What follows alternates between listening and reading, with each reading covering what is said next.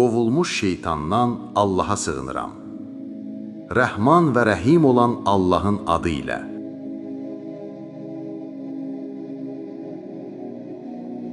Gördünmü o kəsi ki, mane olur bir bəndiyə namaz qıldığı zaman?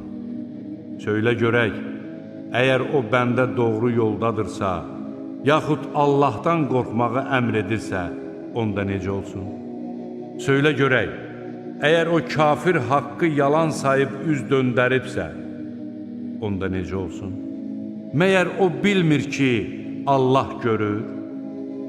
Xeyr, əgər yaramaz əməlinə son qoymasa, biz onun kəkilindən tutacağıq, yalancı, günahkar kəkilindən. Qoy öz yığınağını çağırsın. Biz də əzab mələklərini çağıracağıq. Xeyr, sən ona qulaq asma. Səcdə qıl və Allaha yaxınlaş.